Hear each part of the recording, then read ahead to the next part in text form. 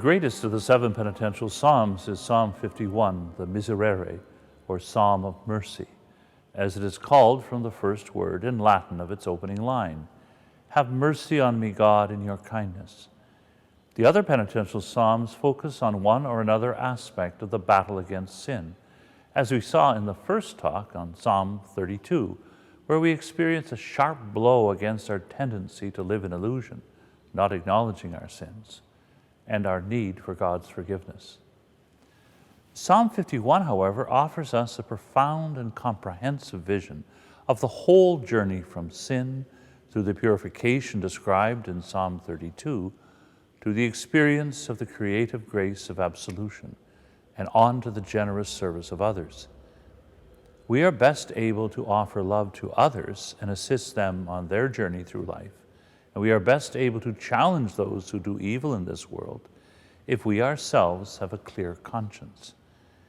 Let us reflect and pray on Psalm 51, the Miserere, and see how it is a guide towards a clear conscience and a foretelling of Jesus' gift to us in the form of the sacrament of reconciliation. Have mercy on me, God, in your kindness. In your compassion, blot out my offense. O wash me more and more from my guilt, and cleanse me from my sin. In both the original Hebrew and in English translations, 3 different words are used for the wrong we do. In the Grail Psalms, we hear of offense, guilt, and sin. There are distinct evil characteristics to the sins which are the weeds in life's garden. But there are also more than sufficient divine ways of removing those weeds. Blot my offense out of the book, delete it. Wash me from my guilt. We need a vigorous scrubbing to become purified, so true.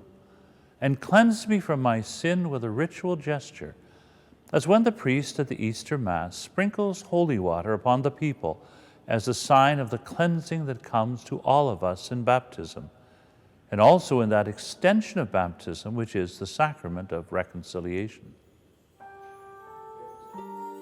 My offenses, truly, I know them. My sin is always before me. Against you, you alone have I sinned. What is evil in your sight, I have done. First, we must know our offenses. Psalm 32 is all about that. We also need to recognize that every offense is an offense against God, even if the more obvious victim is another human, because God created us to love and not to do harm. That you may be justified when you give sentence, and be without reproach when you judge. O see, in guilt I was born, a sinner was I conceived.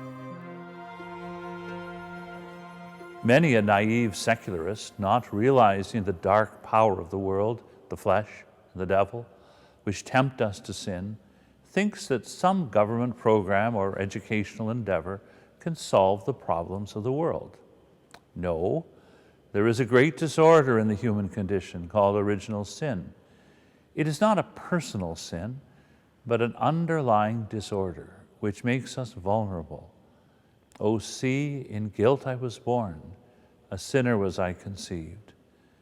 Though the human author lived long before the Church began to reflect on the meaning of the doctrine of original sin, these words remind us of the humbling wisdom of that doctrine. Indeed, you love truth in the heart. Then, in the secret of my heart, teach me wisdom. O purify me, then I shall be clean. Wash me, and I shall be whiter than snow. First, there must be truth, and then saving wisdom. Indeed, you love truth in the heart. Then in the secret of my heart, teach me wisdom. Conscious of our sins, we ask 3 things of God. Teach me wisdom, purify me, and wash me. We should ask God for that every day, and especially as we prepare for the sacrament of reconciliation, in which by an act of divine power, first made manifest by Jesus in his public ministry, God cleanses us of our sins in the sacrament.